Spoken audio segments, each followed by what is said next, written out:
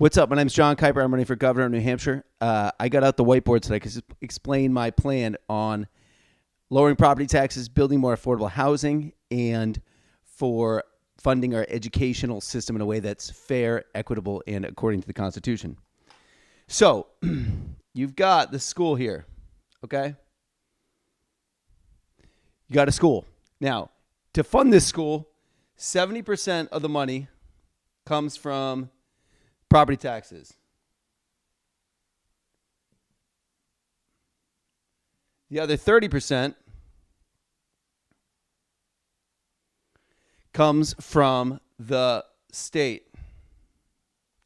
Now, based on this formula, you would probably say, who funds schools? Well, property taxes do, by and large, right? That's unconstitutional.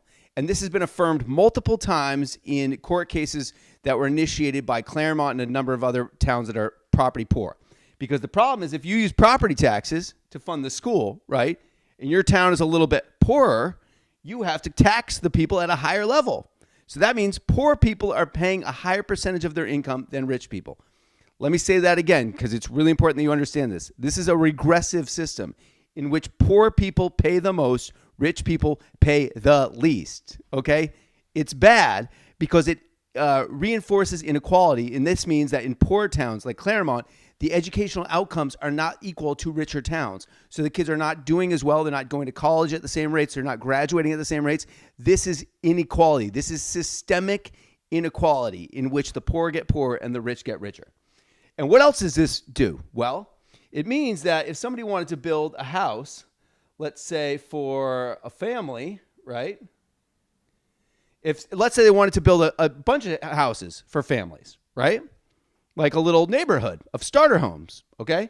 When the developer for this goes to the town and says, hey, I want to build a bunch of houses for families, the town's going to go, wait a second, we pay for the schools with our property taxes.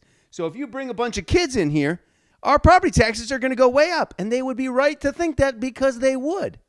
So for the last 10, 20, 30, 40 years, we haven't built any houses for families. But what happened? Because we didn't build any houses for families, property tax went up anyway. Why is that? Because housing is the leading cause of inflation. And inflation means that prices are going up, as you probably know by now. And what happens when prices go up, when there's not enough housing? Well, all of the teachers and the firefighters and the police officers, okay, they need houses too, right? They need a house. So their price of their houses is going up, which means we got to pay them more money, which means the property taxes go up. Do you see the loop we're in? Do you see it now? So we don't have any houses. Property taxes are still going up. Okay, we don't have any kids in our towns, which means all of these schools that we built are not running very efficiently because many of them are not at full capacity. And then we have to close some schools down, which is difficult. That's what they're facing in Claremont. And why? Because we didn't build enough houses for families with kids. Okay, so this is how housing, property taxes, and school funding are all the same issue. Okay, and to fix this system, all we got to do is switch this formula, right?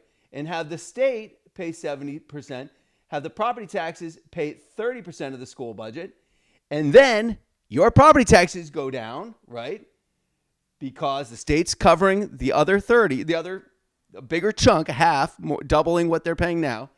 And there's not this risk that building a bunch of houses for families will drive up property taxes. The risk is diminished. Also, landlords frequently raise rent because of property taxes. They won't be able to do that at such high levels anymore. How do we get the rent down? Build more houses, build more apartments.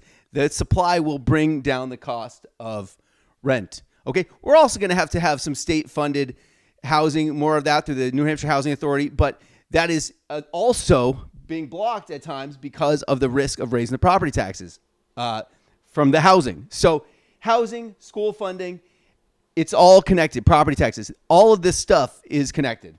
So we just got to switch this formula, okay? And now you're going to ask yourself, where's this state going to get this money?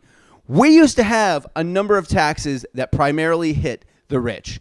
And guess what happened? The rich paid for the Republicans to win, and the Republicans got rid of these taxes. They are the interest and dividends tax, okay? They are the inheritance tax. Sorry, my handwriting is terrible. Interest and dividends, inheritance. And then we could add taxes such as on the rich, such as the Taylor Swift tax, which they have in Rhode Island. It's a property tax that hits houses that are worth over like $10 million or more for people who don't live in the state. This would be a great one for New Hampshire. So I hope this makes a little bit more sense. Sorry my handwriting's so bad, but what can I say? I'm a public school kid, okay? They couldn't fix it. It's always been bad. Thank you.